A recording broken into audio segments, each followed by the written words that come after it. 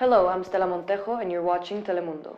We have breaking news from the Middle East. Egyptian forces stationed at the Suez Canal have come under aerial bombardment by the air forces of both the United Kingdom and France.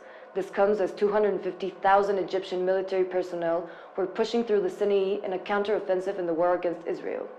French and British paratroopers have landed on both sides of the canal. With more, here's Victoria Cuervo, who is on the scene. Thank you, Stella. With the bulk of the Egyptian military preoccupied, the English and French are apparently attempting to seize the Suez Canal. British airborne infantry landed on the eastern side of the canal, and the French have landed on the western side. Under aerial attack, Egyptian personnel on site retreated into their fortifications. What the massive Egyptian force in the Sinai will do next remains to be seen. So who is in control of the canal now? In short, nobody. While the Egyptians are pinned down under aerial assault, they still maintain most of the technical control of the canal. What I can say is that all shipping in and out of the Suez Canal has stopped. Has there been any response from Egypt?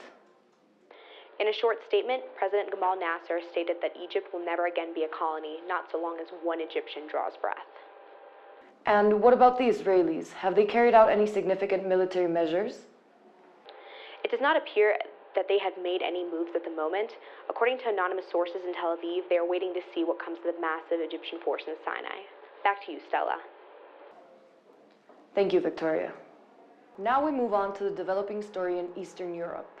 Soviet forces have blitzed across the Hungarian frontier and entered Budapest. Telemundo's very own Vicente Flowers is on the scene.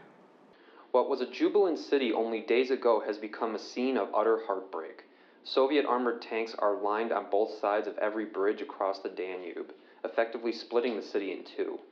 The streets are forced to empty at dusk per the Soviet-imposed curfew on the city. Has there been any violence between Hungarian and Soviet forces?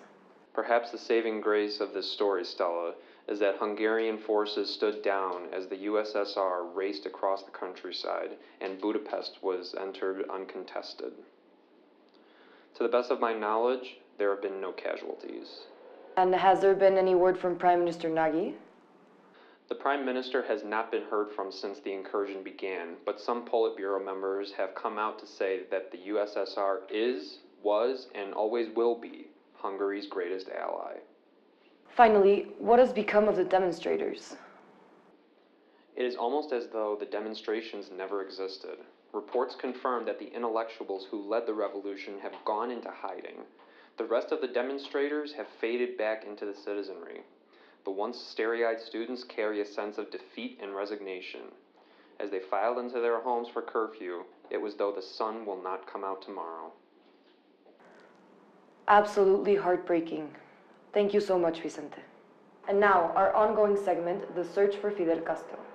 The Castro brothers, Che Guevara, and their crew were spotted landing off the coast of the Sierra Maestra Mountains in southern eastern Cuba. The Llano movement, with whom they joined, has released this propaganda video of his landing. ¡Viva la revolución! ¡Cuba sí! ¡Hasta la vista, Batista! It is safe to say that not only have we found Fidel, but he has found his way home. That's all for now. We'll update you on any upcoming news. I'm Stella Montejo and this is Telemundo.